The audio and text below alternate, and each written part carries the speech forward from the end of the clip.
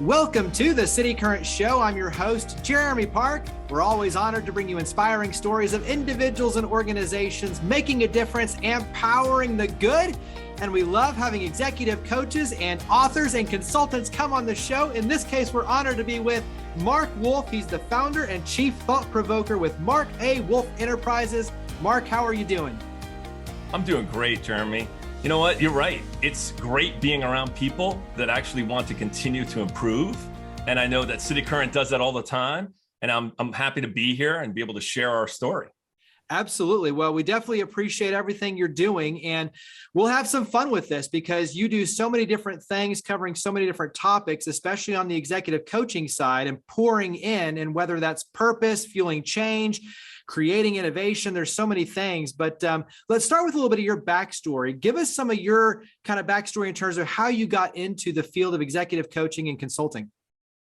Well, I've always started as a guy who looked at things and said, I wonder if there's a way to change that, improve that. I didn't just question things, Jeremy. I looked at things and said, well, why do people do that? So I can understand, was that a great way to do it? Or was there a different way? And even as a kid, I was doing that. So I didn't really even tell this story until more recently, right? And I'm not a kid anymore. I started telling the story because I thought about what my childhood, how it affected where I am now. See, I grew up in New Jersey. I know this isn't a Tennessee accent, but I try to fool a lot of people in my accent. So I'm from New Jersey originally, and I was in public school and went to public school and was an average to a little better than average student, and was in fourth grade. And so I'm 9 years old, and people would go and they would go and come up and ask me questions because I was finished. And I wouldn't give them the answers, but what I would do is I would start being like, here's how I got to the answer. The teacher wouldn't help them. The teacher saw me as a disruption, and she'd send me to the principal's office. So this went on and on. I was getting A's and B's in class, and the teacher was like, what are you doing? And I was like, well, they asked you a question. You were busy, didn't hear. I started to answer it. So I started to do this, but in public school back when I was a kid, they didn't have accelerated classes. They didn't do it. So they actually told my parents, hey, you can't go here anymore. And my parents said, we're in public school. What did he do wrong? Was it immoral? Was it illegal? No, he's disruptive. What was he doing? Well, he's helping other people. Okay. So I got kicked out of public school at 9 years old. Imagine how embarrassing that is. First of all, 9-year-old, you're just trying to figure out your own life. And now I got kicked out for helping other people. Well, I didn't really talk about that because I thought it was embarrassing, even recently. And then I thought, well, what do I do every day? I literally let people come up to me, ask me questions, and I asked them questions. So at 9 years old, I was actually an executive coach. I just wasn't getting paid for it. By the way, that teacher also got fired, not because of me, because she wasn't really listening to the class. She wasn't paying attention, and she wasn't doing what she was required to do. I don't want to be a teacher. I want to be a person who asks questions and just asks you to help you figure out what the answers are. So that's where I started early in my career as actually a business owner, because I looked at it and said, sometimes I ask people questions, they don't want to answer those questions because they don't want to find out. And if I was younger than them, they didn't even respect that I would have a question that they couldn't answer at somebody at twice my age. So I went and I looked and I was like, I started my own business, and I started as a freelance photographer. I took pictures of a president, sports teams, authors, and I was making good money as a kid, actually doing freelance photography. Then I started an Apple dealership because I saw there's an opportunity where not everybody back before there was an iPod and iPhone thought Apple was cool. They thought it was that other computer that nobody wanted to use.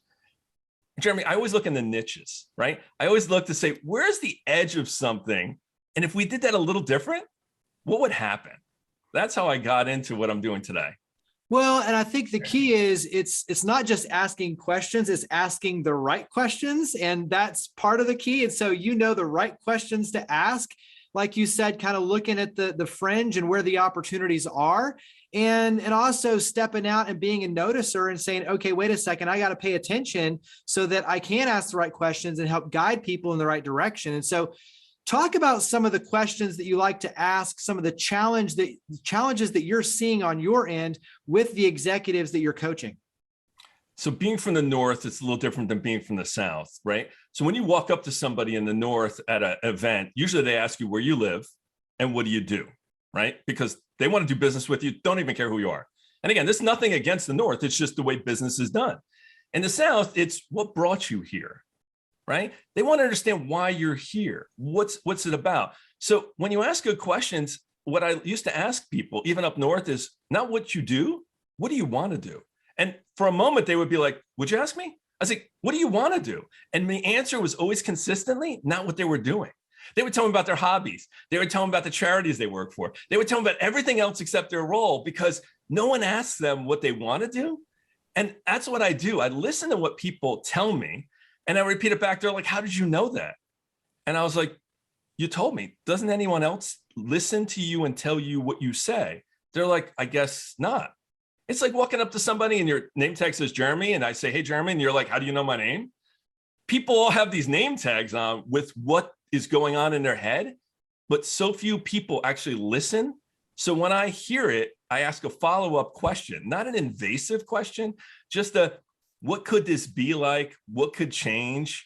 And those people that get it go, hold on, are you just asking questions or do you want to help with this? I was like, do you want help with this? Or do you just want it to be a question? It's up to you how you deal with it, right?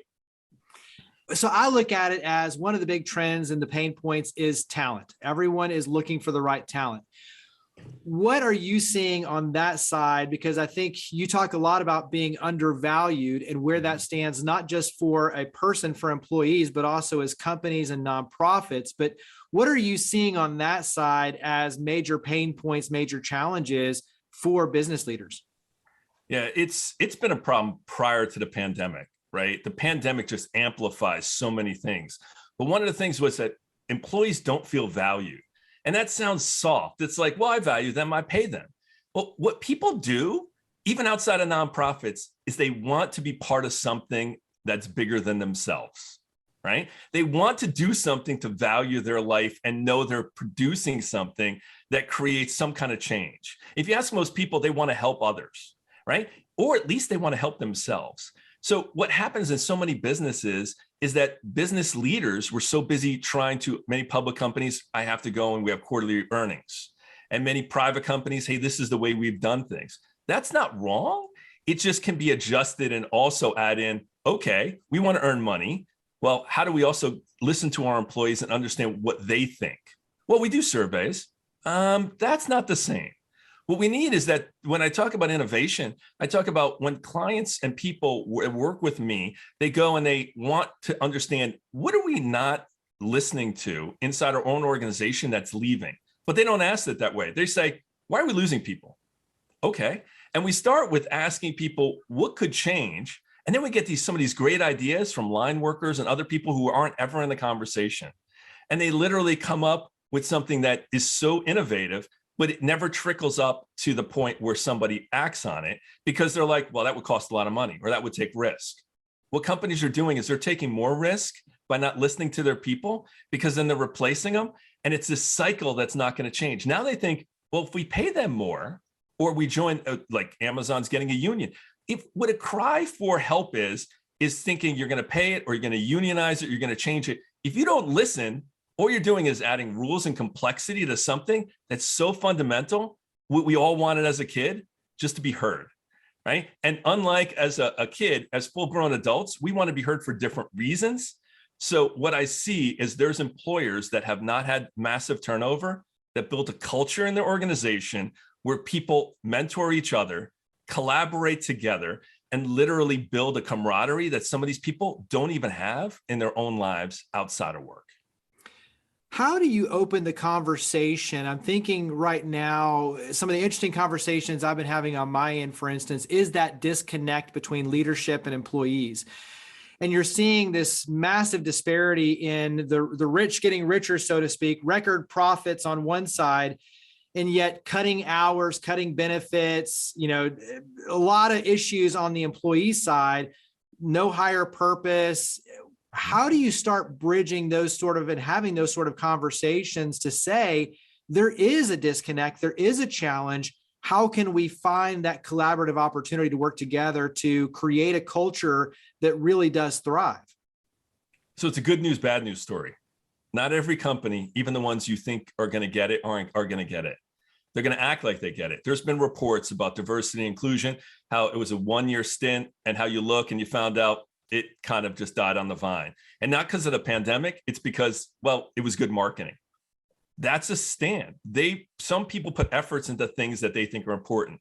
So the way to work on this is that there's going to be companies that are going to come out of the blue, some startups, some mergers and acquisitions that are literally going to take over companies and displace them. And the reason why is because they get it.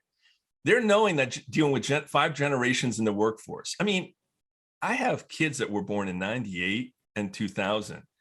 Imagine hiring somebody who was born in 2000 or 2002. It almost sounds crazy, but these are 18, 20, 20-something-year-olds.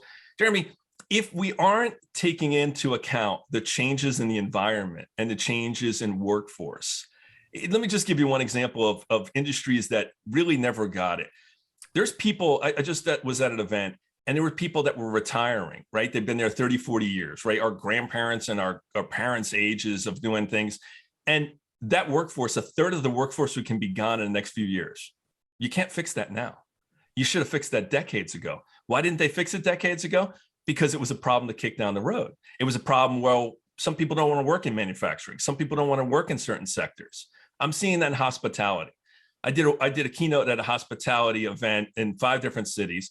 And I was sitting at the table with two different franchisees, and they're in the same city.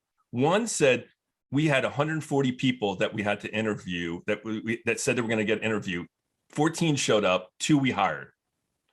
I had somebody else sit at the table go, we had pretty much only lost 2% of our whole workforce during the pandemic. Hold on. How could you both be in hospitality? And how can this be different? So I asked one of the people who was doing well, and he said, well, we have a culture. We have had people that are there for a while. They cared about it. One person was actually even sick, not from COVID, but from some other illness they had prior to COVID, still came in because they wanted to make sure the new employees, the other people that were just starting out, could get spun up correctly. That's not something you can pay for. That's something so deeply ingrained. So it's hard. And I don't come in thinking I'm going to do magical things to do it. You're going to do it, and some employees are going to get this, and some leaders are going to get this. Some leaders are going to move on. The point is that when they really understand that this isn't a soft skill, it's a fundamental skill, is communication and understanding there's a process and there's some repeatability to do this, and there's ways to be able to get people to collaborate, and there's camaraderie in a way where they don't have to be best friends, but at work, they know it's not a competition, that there's ways to be able to do this. And when you ask them about what ideas they have, they can be innovative to go and create something and then get credit for it, and then be not just money, but to be seen in the organization as, yes, I was at this organization not as a leader, but I came up with something that actually not only grew profits, but had the ability for people to connect differently.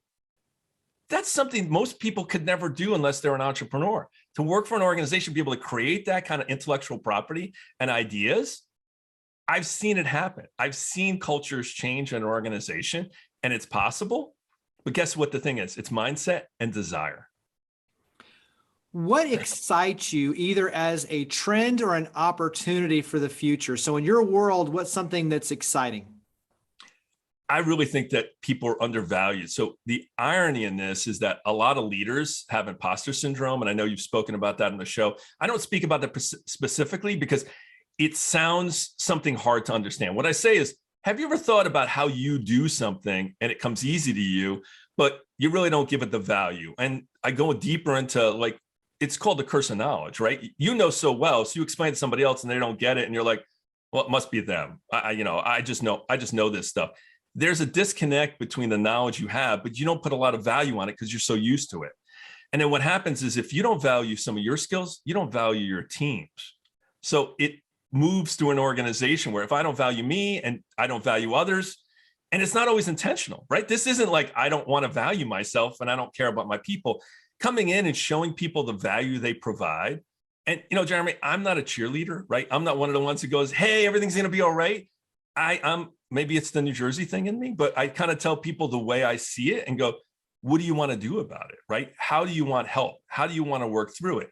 Leaders that I see that I work with the most are the ones that are tenacious, right? They want and they see and they have a desire similar to you. They work a lot, right? They try to get a lot of things done. They want to pack more things in their day, But what they need to do is peel off some of the things that are actually distractions. They need to peel off some of those things. And every organization has that, things that they're required to do. So I challenge work. I call it perspective. Challenge is such a harsh word. I provide perspective to go, is that really producing the results you want? That report you do, is it really getting you the insight that you need? Well, no, we're just required to do it. Okay. Well, how about if there was a different way to get that information? They're like, well, we've never done that. Okay. So I see trends where we start to peel away things that are not as required. COVID did that a lot, but how do we keep it going? When people talk about 4-day work week, when they talk about remote or hybrid, those aren't solutions in themselves. They're a mindset that says, how do we put this all together that fits exactly for your organization? Oh, by the way, different departments are going to do different things. It's not going to be a company-wide answer that goes, everybody at Apple's coming back to the office. We already see pushback, and we see, just as an example, that they said, well, how do we get everybody else to work remote with our tools? But we can't work remote ourselves. Well, that just shows a disconnect. And that's just one good example of many organizations. It's not about just picking one way. It's hearing how it works in your organization, testing it out, being willing to fail or at least adjust. Companies aren't so willing to do that, Jeremy. Yeah, very true. Give us a little teaser on your book that you're working on. It's Yeah, But How to Leave Excuses and Alibis Behind. So give us a little teaser on this book you're working on. So yeah, but I realized that a lot of people use yeah, buts, right? So yeah, but I'm too old. Yeah, but I have gray hair. Yeah, but it's been done before. So each chapter in the book is a yeah, but. Yeah, but I don't have the time to do it. So writing this book was kind of, I've lived every one of those excuses, right? And by putting it together, I use the word alibis is because I think it's like a legal case. You're trying to sell to somebody else, like, this is the reason I can't do it, but you're selling it to yourself the reason that you can't do it. Some of your friends and some of your colleagues have called you out and go, no, you really need to do this. And you're like, yeah, but. So even some of your biggest supporters are actually pushing you forward and you're not pushing yourself forward. So I try to dispel all the yeah, buts with that kind of candid conversation of, okay, well, here's a way to work through this. So you go to each chapter that is your yeah, but, and you work through it. So there's a before, a during, and an after, because we have on our journey of yeah, buts, we get the points where we're like, yeah, but if I finish it, what happens if I become famous? Or yeah, but what happens if it becomes big and people don't like me because I'm not the same person I used to be? So that's a little insight into the yeah, buts. Nice. Give us, I'm just curious, one of your, it doesn't have to be a favorite, obviously, but the first one that comes to mind, advice that you've been given by a mentor, a teacher, a coach, someone that, has made obviously a mark on you. What's been a bit of advice that they've given you that you've been able to apply to your life or business? It's ironic. My dad, he was 5'2", right? And a 4-pack-a-day smoker. He was committed to smoking. And growing up, my parents were divorced. But one thing he told me, so we lived in New Jersey. We used to go to New York City all the time. We used to go to lots of different places because my dad said, I want to give you exposure to things. Even though we didn't have money growing up, he's like, I want you to be able to see things and not feel like an outsider. But it's not about money. It's about being inclusive and being involved. And he said, Mark, you know what? He's like, be confident and act like you belong. And there's difference between that and fake it till you make it. He said, act like you belong. He's like, I'm going to show you how to dress up. I'm going to show you how to shake hands. I'm going to show you how to interact with people that you're going to want to be around because those are the people that hire. My dad was a blue collar worker, right? So he wanted to show me what he never achieved.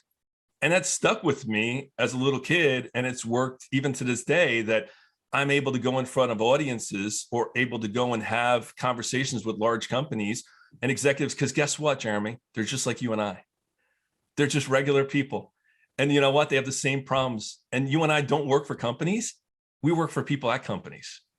And when you work for people at companies and you have conversations, it levels the whole playing field. And that's what I learned early on. Yeah. And I think to me, that's a powerful thing too, especially as a parent, because those experiences lead to confidence. And that way, when you're in these different experiences, as you're growing up and you're going through your professional career, you do it with confidence. And whether that's, keynoting a conference or going into an executive boardroom, dressing the part, whatever it is, putting on a suit and tie and knowing how to do your tie, like all of those experiences lead to confidence that then carries over into being able to walk in and, smiling, knowing that you got it, that leads to those sort of opportunities that then, all of a sudden take your career in a whole new trajectory. So awesome stuff. We'll definitely have to have you come back on and carry these conversations forward, but wrap up with contact information, website, social media. Where do we go to follow your efforts, to tap in, be obviously the first to know about the book, and obviously all that you do with executive coaching and consulting? So where do we go? So my website is marcawolfe.com. It's Marc, M-A-R-C, middle initial A, W-O-L-F-E. And Google's done a pretty good job. When you put Marc Wolfe in Nashville, I actually come up. So that's great. I'm on LinkedIn a lot. That's where I really source a lot of conversations because there's a lot of great information on there. So my website has resources. It has downloads. There's a resource that I use, Jeremy, all the time there, which it's called Look Forward and Look Back, right? Because some of the things that we've done in our life, if you took your life and minus half of it, so let's say you're 40, you look back in your 20s, what do you wish you know? Where's there a 20-year-old that you wish they knew, which you knew it now at 40? So there's resources like that have explanations and how to do things, because I believe it's paying it forward, profit or for profit. We're dealing with people. And I want to make sure there's resources out there that people can start using and have a walkthrough and don't even need a coach. They can start where they're at. Good stuff. Well, greatly appreciate all you're doing, Marc. Thank you for coming on the show. Thank you so much, Jeremy.